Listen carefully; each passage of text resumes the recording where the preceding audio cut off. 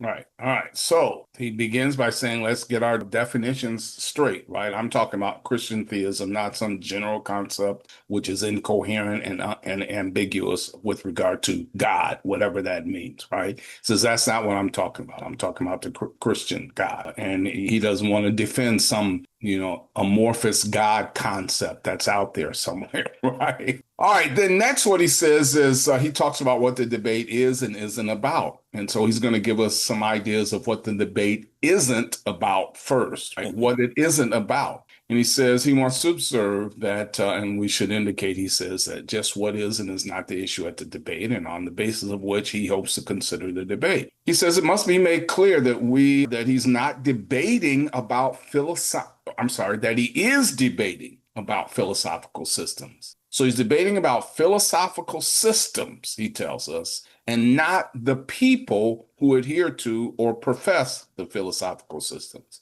So he wants to focus on the systems and not the people. In other words, he wants to avoid ad hominem attacks and so forth, right? Yeah. And Well, so he says, Christians for thousands of yeah, years did all these bad right. things. Yeah, So yeah. I'm sure Bonson probably had listened or read Stein's previous debates and probably had those type of argumentations in mind when he crafted his opening statement here. Right. So he says his concern is with the objective merits of the case which can be made for atheism or Christian theism and not related subjective or personal matters. And again, he has three reasons or illustrations for why he wants to say this. Amazing how much a trinity of explanations have to come up. Well, the first one is putting personalities aside. The personalities of those individuals who adhere to different systems of thoughts are not really relevant to the truth or falsity of the claims made by those systems. So again, we're not talking about the application of the systems. We're talking about the systems itself. You might want to talk about things like maybe human flourishing. You might want to talk about which philosophical systems, worldviews tend to get you those. I think that's a conversation in 2025 now that we're having and having pretty intensely as to what political or theological systems are helping to and adding to and preserving human flourishing. But that's not what is happening in 1985, and that's not what is happening in this debate. Well, also number two is secondly, subjective claims made about the experience and inner satisfaction or peace. Claims that are made interestingly by both Christians and atheists in their literature are always subjected to conflicting interpretations and explanations, being, I think, more autobiographical than telling us anything for sure about the truth of the system under consideration.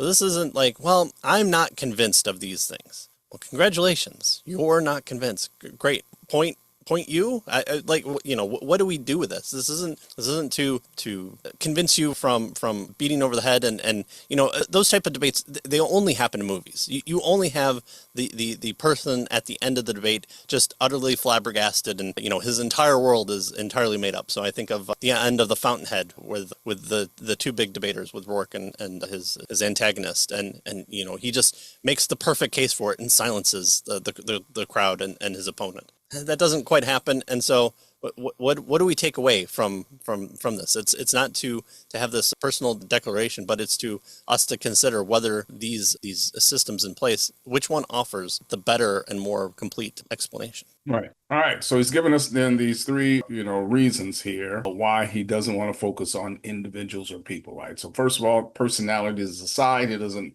he's not talking about personalities. You can be mean and still, or nice or whatever. It doesn't matter. It's the system of thought that he wants to consider what Christianity is or what atheism is, right? What it claims, not, and secondly, experience, right? Well, it gives me peace. It gives me satisfaction. He says, well, both Christians and atheists claim that. So that's not what he's talking about either, right?